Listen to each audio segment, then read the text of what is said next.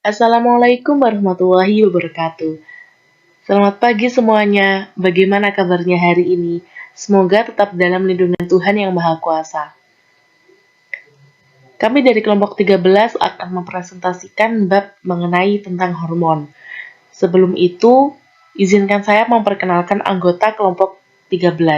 Yang pertama yaitu saya sendiri, Sylvia Nadiratul Hidayah, sebagai moderator dan pemateri. Yang kedua yaitu Nadila Faziatul Lalia sebagai pemateri kedua. Yang ketiga yaitu Cynthia Ardin Santoso sebagai pemateri ketiga. Baik, untuk mempersingkat waktu, langsung saja pada materi yang akan dibahas hari ini. Yang pertama yaitu tentang sistem hormon. Pengertian dari hormon itu sendiri merupakan suatu zat organik yang dihasilkan oleh sistem endokrin yang akan berintegrasi dengan beberapa kondisi eksternal seperti salinitas, suhu, metabolisme, reproduksi, migrasi, dan metabolisme melalui kombinasi beberapa alat sensor dan organ endokrin. Sistem endokrin dapat dijumpai pada semua golongan hewan, baik vertebrata maupun invertebrata.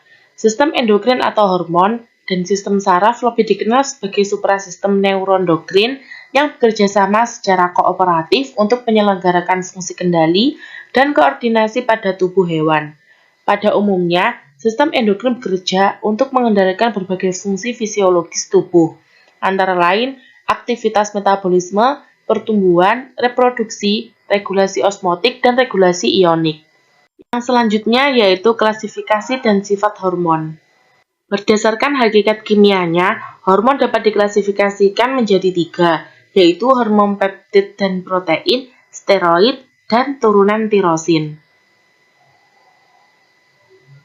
Selain beberapa hormon tersebut, terdapat sejumlah zat kimia yang menyerupai hormon, yaitu bradikinin, eritropoietin, histamin, kinin, renin, prostaglandin, dan hormon timik. Hormon bradikinin. Hormon ini merupakan hormon yang dihasilkan oleh kelenjar yang sedang aktif. Contohnya, kelenjar keringat dan kelenjar ludah pada saat aktif. Hormon ini bekerja sebagai vasodilator yang menyebabkan pembuluh darah membesar, sehingga dapat meningkatkan aliran darah 47 lokal secara signifikan, sehingga pengeluaran keringat dan air ludah dalam jumlah lebih banyak. Hormon eritropoietin. Hormon ini merupakan glikoprotein yang proses sintesisnya melibatkan hati dan ginjal. Hormon ini dapat merangsang pusat pembentukan sel darah di sumsum tulang, sehingga tubuh akan menghasilkan sel darah merah dalam jumlah yang lebih banyak. Hal ini bermanfaat dalam meningkatkan jumlah oksigen yang dapat diangkut oleh darah. Pembentukan eritropoietin dirangsang oleh rendahnya kadar oksigen dalam darah atau jaringan, contohnya pada saat tubuh hewan sedang giat beraktivitas. Hormon timik. Hormon ini merupakan hormon dari kelenjar timus yang berperan untuk mempengaruhi perkembangan sel limfosit B menjadi sel plasma, yaitu sel penghasil antibodi. Hormon feromon merupakan suatu senyawa kimia spesifik yang dilepaskan oleh hewan ke lingkungannya dan dapat menimbulkan respon perilaku, perkembangan reproduktif, dan untuk memberikan daya tarik seksual, menandai daerah kekuasaan, mengenali individu lain dalam spesies yang sama, dan berperan penting dalam sinkronisasi siklus seksual. Hormon prostaglandin, eritropoietin, histamin, kinin, dan renin dapat disintesis secara luas oleh beberapa jaringan atau organ yang sebenarnya tidak berfungsi sebagai organ endokrin.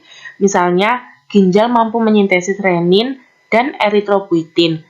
Senyawa kimia yang mirip hormon semacam itu secara bersama-sama disebut sebagai hormon jaringan.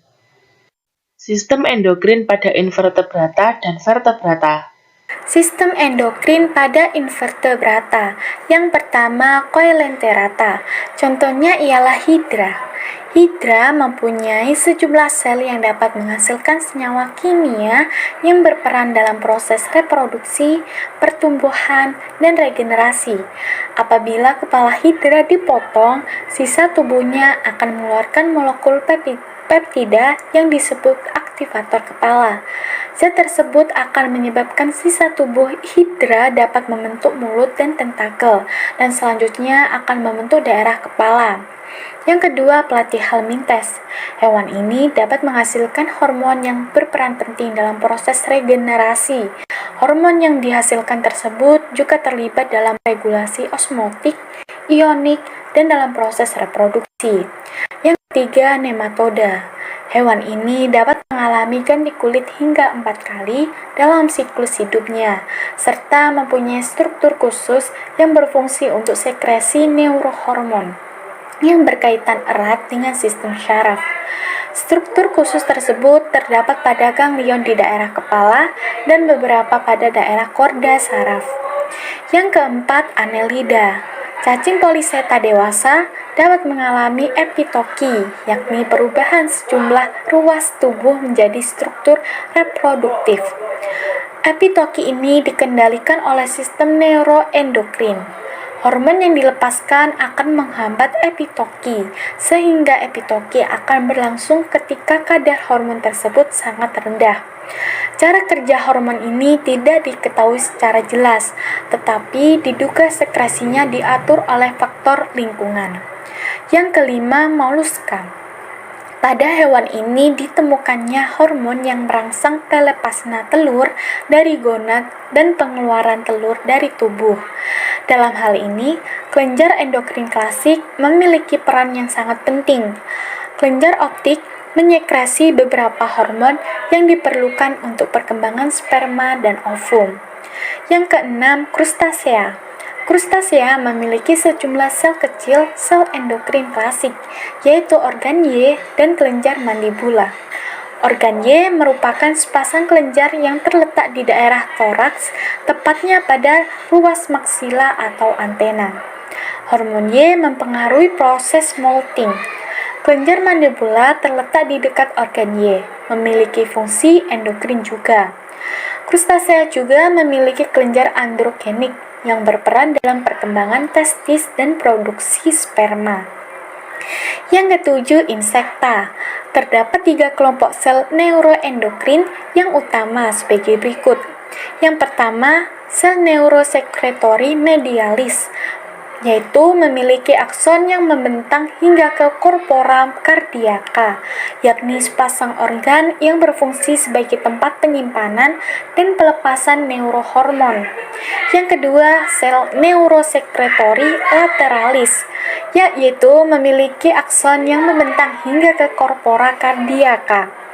Yang ketiga, sel neurosekretory subesofageal, yaitu terdapat di bawah kerongkongan dan memiliki akson yang membentang ke corpora alata yang merupakan organ endokrin klasik.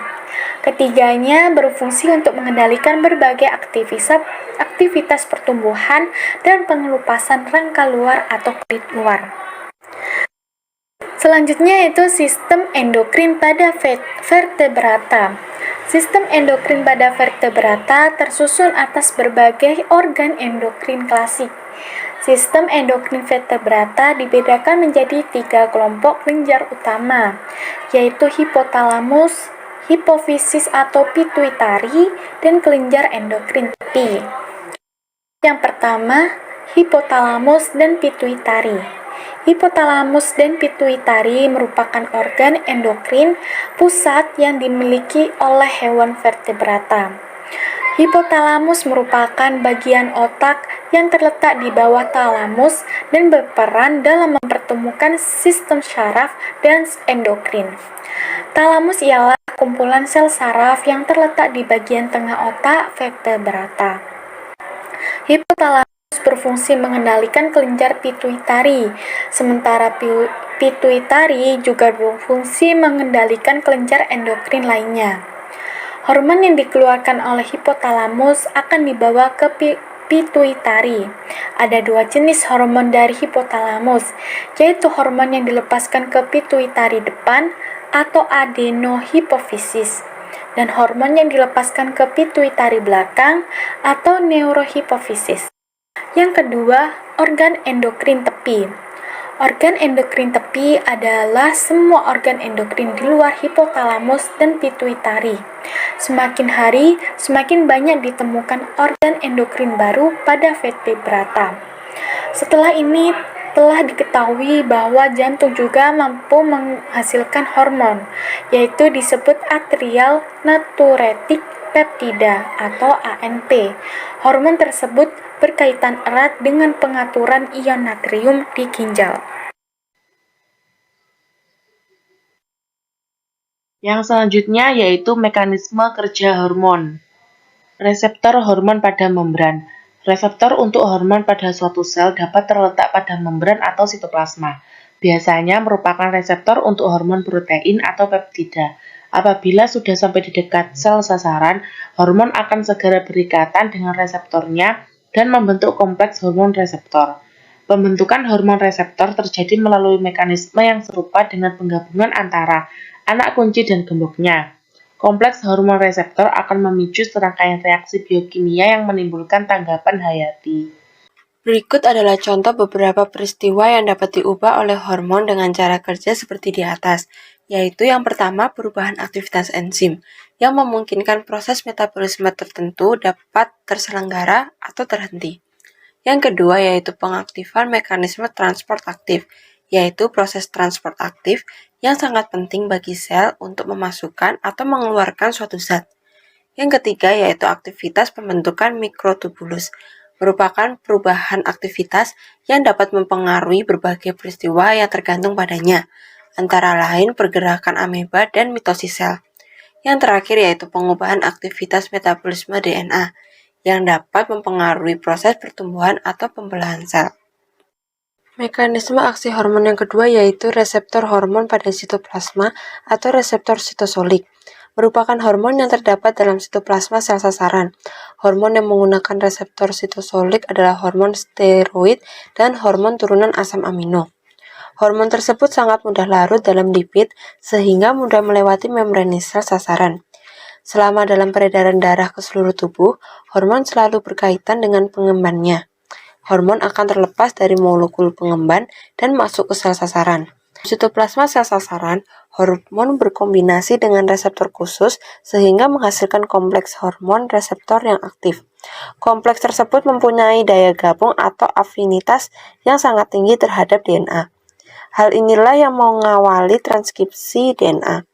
Tempat pembentukan ikatan kompleks hormon reseptor pada DNA tidak diketahui dengan pasti, tetapi diduga terjadi pada bagian DNA yang disebut daerah promoter. Pengikatan kompleks hormon reseptor pada daerah promoter akan merangsang gen tertentu untuk aktif atau pasif. Biosintesis hormon. Selanjutnya yaitu biosintesis steroid. Steroid adalah senyawa organik biologi aktif dengan 4 cincin yang tersusun dalam konfigurasi molekul tertentu. Tahapan biosintesis steroid pada semua jenis steroid adalah sama, yaitu dengan pengubahan asam asetat menjadi asam mefalonat dan squalene atau triterpenoid menjadi lanosterol dan sikloartenol. Asam asetat merupakan produk katabolisme aerob dalam jalur glikolisis atau perombakan glukosa. Gambar yang pertama ini merupakan asam pirufat sebagai produk oksidasi glukosa dioksidasi oleh NAD+. Terion lalu segera diikat oleh koenzim A. Pada prokariota, proses ini terjadi di sitoplasma, sementara pada eukariota berlangsung pada mitokondria. Asam asetat yang diaktifkan oleh koenzim A melakukan kondensasi menghasilkan asetoasetat. Senyawa ini dengan asetil koenzim A melakukan kondensasi aldol menghasilkan rantai bercabang seperti asam mefalonat.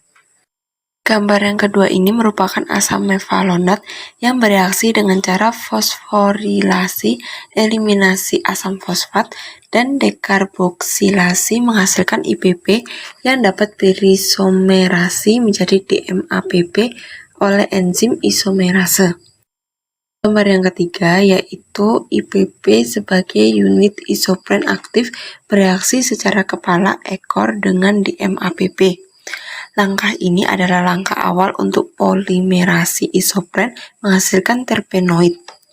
Penggabungan ini terjadi karena ada serangan elektron dari ikatan rangkap IPP terhadap atom karbon di MAPP yang kekurangan elektron akibat pelepasan ion pirofosfat. Penggabungan ini menghasilkan granul pirofosfat atau GPP, yaitu dasar dari monoterpren. Penggabungan selanjutnya antara GPP dan IPP dengan mekanisme yang sama dengan di MAPP dan IPP menghasilkan farnesil pirofosfat yang merupakan dasar bagi sesquiterpren. Kesimpulan yang dapat diambil adalah bahwa senyawa lanosterol dan sikloartenol merupakan dasar untuk sintesis steroid. Lanosterol dalam jaringan hewan, sedangkan sikloartenol dalam jaringan tumbuhan. Reaksi lanjutan yang dialami lanosterol dan sikloartenol akan menghasilkan berbagai senyawa kelompok steroid. Sekian materi yang dapat kami sampaikan, kurang lebihnya mohon maaf. Jika ada pertanyaan, bisa ditanyakan melalui kolom chat atau melalui Google Classroom. Terima kasih. Wassalamualaikum warahmatullahi wabarakatuh.